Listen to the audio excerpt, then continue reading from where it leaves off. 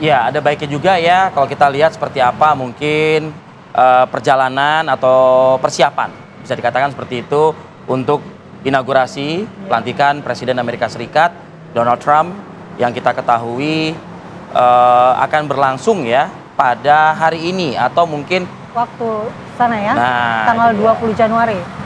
Nah, apakah memang rekan kami Yandri Subakti sudah siap dengan informasi? Baik, Yandri, seperti apa persiapan sejauh ini dan seperti apa Amerika Serikat mungkin menyambut pelantikan presidennya yang akan berlangsung hanya dalam kurun waktu beberapa jam ke depan?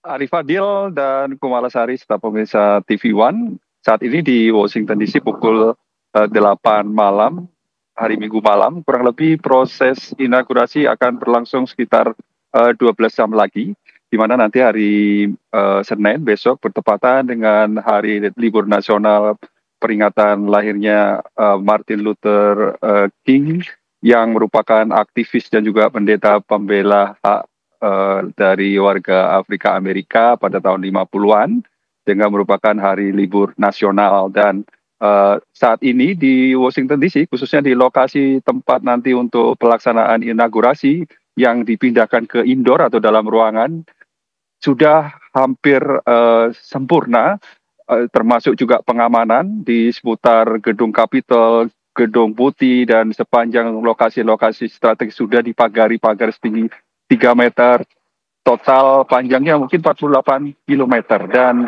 suhu udara berangsur-angsur turun, dan diperkirakan besok saat acara inaugurasi bisa mencapai terasa minus belasan derajat Celcius di bawah titik beku karena adanya badai Arctic dari kutub.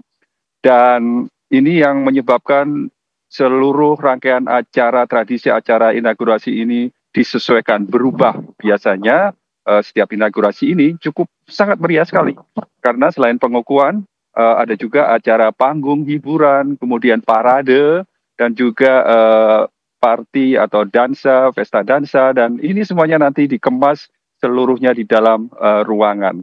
Dan tadi juga sudah diinformasikan juga, tadi juga ada pidato pertama Trump setelah pidato di depan pendukungnya pada 6 Januari 2021, pidato terbesarnya adalah merupakan pidato Great Make American Great Again Victory, di mana dalam kesempatan tersebut Trump mengucapkan terima kasih ke pendukungnya dan berjanji akan menunaikan atau melaksanakan janji-janji seperti yang disampaikan dalam kampanye. Bahkan di hari pertama dikabarkan nanti Trump akan menandatangani sekitar 200 perintah eksekutif, diantaranya termasuk masalah keimigrasian, keamanan nasional, dan juga bahkan diantaranya banyak sekali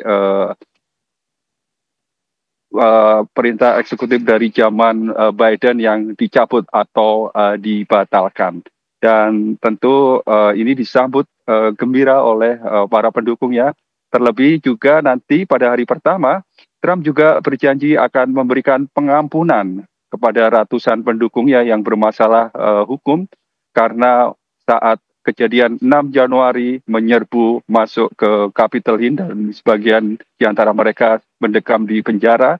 Dan pada hari pertama nanti Trump berjanji akan membebaskan, termasuk juga untuk sementara TikTok bisa digunakan hingga 90 hari ke depan dari Fadil, karena sempat dibekukan atau di-ban beberapa mulai hari Sabtu kalau nggak salah, dan Trump sudah kembali menunda penutupan atau ban dari TikTok hingga 90 hari ke depan. Dan juga saat ini di sekitar atau di Washington DC juga sudah bersiaga sekitar 25.000 pasukan atau aparat keamanan yang terdiri dari polisi kota Washington DC, Secret Service, juga dari tentara nasional atau Garda Nasional, dan sejumlah tim aparat keamanan yang lainnya.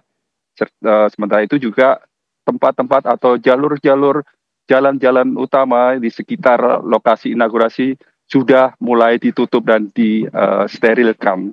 Dan untuk mereka yang sebelumnya sudah mendapat undangan tanda untuk bisa mengikuti inaugurasi secara langsung yang dibagikan ke puluhan ribu warga, ini terpaksa mereka tidak bisa ikut menyaksikan secara langsung karena keterbatasan dari ruang pelaksanaan inaugurasi yang kabarnya hanya mampu menampung 700 orang. Namun bagi mereka yang ingin tetap melihat secara langsung, karena cuaca diperkirakan ekstrim dingin mencapai belasan derajat Celcius di bawah titik beku, mereka sangat dianjurkan untuk mengenakan jaket. Termasuk saya juga nanti akan bersiap mengenakan baju atau jaket kebesaran mungkin Arif Fadil untuk melaporkan bagaimana situasi pelaksanaan inaugurasi yang sangat langka atau jarang sekali di mana pelaksanaannya di dalam ruangan, karena terakhir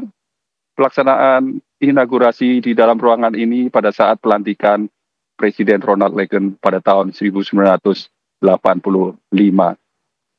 Untuk sementara itu yang bisa saya sampaikan, Arif Fadil dan Bu Malandi, kembali ke studio.